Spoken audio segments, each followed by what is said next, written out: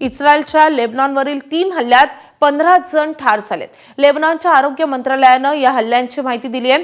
बैरूत शेजारच्या जेनाहमध्ये या हल्ल्यात 5 ठार झालेले तर 52 जखमी झालेत।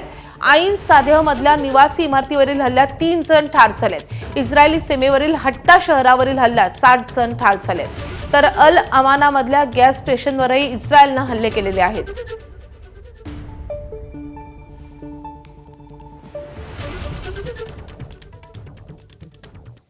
अमेरिका इराण विरोधात आता अधिकच आक्रमक झाली आहे। अमेरिकेचे अध्यक्ष डोनाल्ड ट्रम्प यांनी इराणला आतापर्यंतची सर्वात मोठी धमकी दिली आहे। मंगळवारपर्यंत हॉर्मुझ सामुद्रधुनी खुली करा, अन्यथा एका दिवसात पॉवर प्लांट आणि पूल उद्ध्वस्त करणार अशी धमकी डोनाल्ड ट्रम्प यांनी इराणला दिली आहे।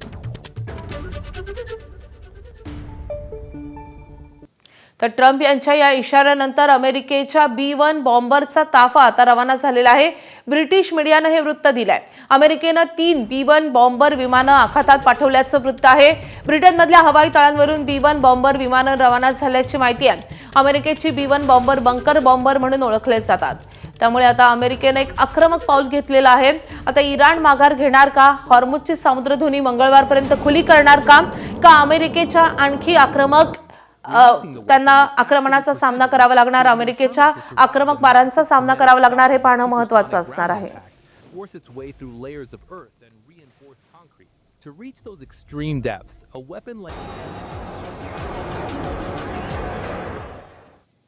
तर अमेरिकेला जशास तसं उत्तर देण्याचा इराणचा प्रतिइशारा आलेला आहे। पूल आणि वीज प्रकल्प तोडले तर आम्हीही पायाभूत सुविधांना लक्ष्य करू असा इशारा इराणने दिलाय। परराष्ट्र मंत्रालयाचे प्रवक्ते इस्माईल बाघेई यांनी हे प्रत्युत्तर दिलंय।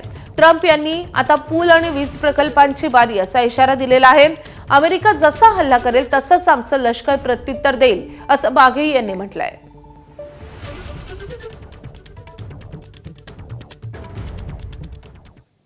तर अमेरिका आणि इराणच्या इशारा आणि प्रतिइशाऱ्यामुळे कच्चं तेल पुन्हा महागलंय। ब्रेंट ऑइलच्या किमती प्रति बॅरल $111 वर गेल्यात। तर अमेरिकेतलं WTI ब्रँडचं कच्चं तेलही प्रति बॅरल $115 वर पोहोचलंय।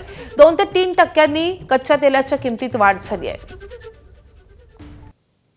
आता अपडेट आहे हॉर्मुझच्या सामुद्रधुनीतून।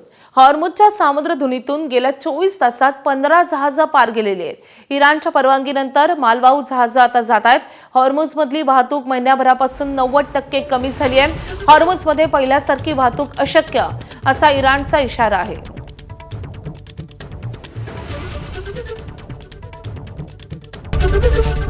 एबीपी माझा, उघडा डोळे बघा नीट।